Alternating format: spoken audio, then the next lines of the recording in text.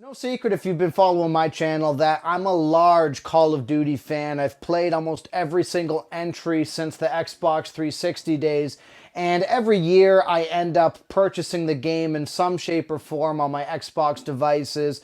And this year I'm actually fortunate enough that Xbox is going to have it on Game Pass day one, so I'm not going to have to spend the almost $100 price tag to play it. But one of the other cool features of it being on Game Pass is during this long weekend, a lot of Game Pass users had the opportunity to play the private beta.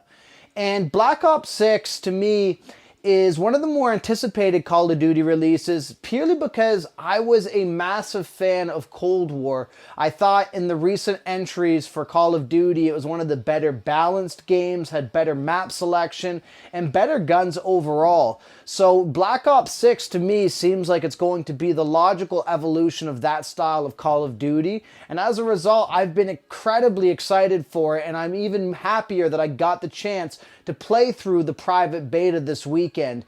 And there's some cool new additions and new features that they've added to this title that are making it feel a lot different than the previous releases in a good way. So in this video, I'm going to go over those, share some of my thoughts, and share some of the things that I hope that are added to the final release. So let's take a look.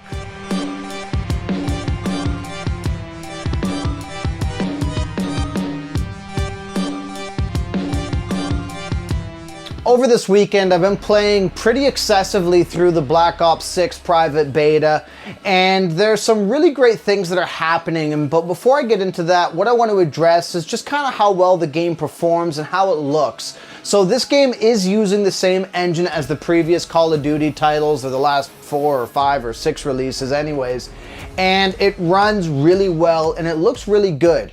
So as it stands, from what I can tell, it's maintaining a 60 frames per second, 4K resolution, dynamic of course, but it looks good. I can't make any complaints. It seems to be well optimized like the past handful of titles have been. And to me, I don't have any complaints there. There's obviously going to be most likely some polishing and additions added upon release. This is the early private beta, so for a private beta and an early one at that, this looks really good to me. Now, one thing I do want to address, because this has been something I've struggled with some of the recent Call of Duty releases, and that's the map selection. So this is only giving us 4 to sample, but one of my problems with some of the more recent Call of Duty games is the size of the maps and the design of the maps sometimes make it feel either way too sparse or way too congested. One of the things I really appreciated about Cold War is that in Black Ops Cold War, they did a great job of designing the maps to not be too big, not too small, but always make you feel like you're in the action. And that's something that I really disliked about Modern Warfare 3, because on some of the legacy maps even, they just didn't really hold up as well as I expected. And that's something that, from the sample that I got out of the Black Ops 6 private beta, I really do appreciate. It feels like these maps are well crafted, they're well designed, and they don't feel too sparse or redundant. So that's in my opinion something that I'm excited about, because that was seriously dragging down a lot of my fun when it came to Modern Warfare 3. Now, another thing I also want to highlight is that the guns seem very well balanced.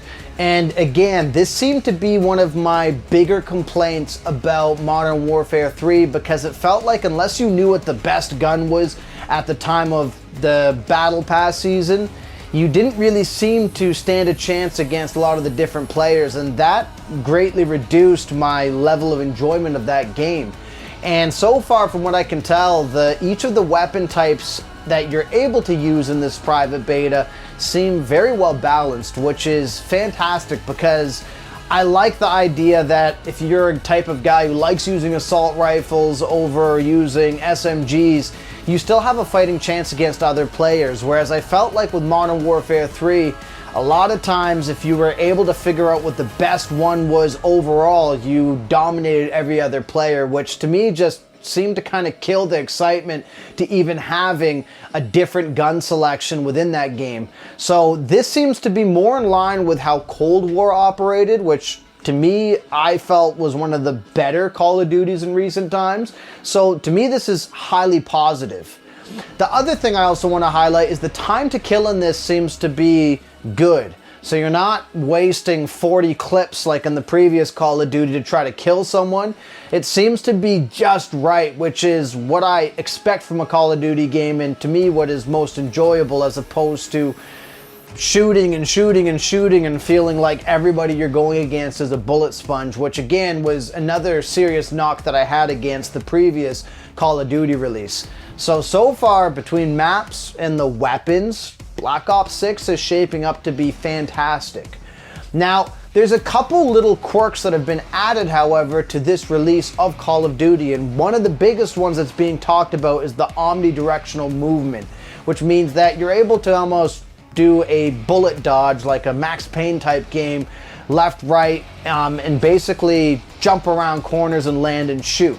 Now, I'll put it like this. I myself was never really one to capitalize on the jumping movements of Call of Duty like some players that I see play the game.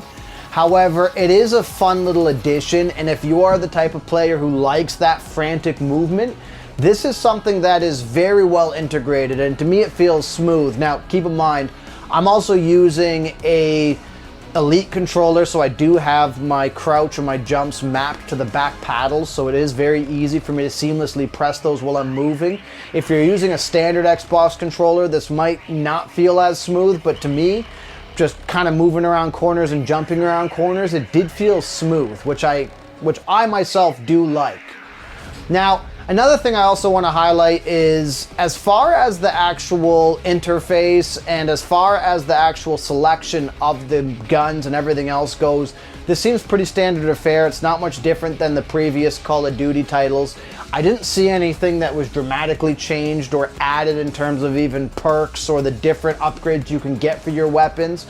However, I am also noticing one thing that is lacking, which is throwable weapons. I know in Cold War you had a hatchet you could throw. I know that in the previous Call of Duties you had a throwing knife.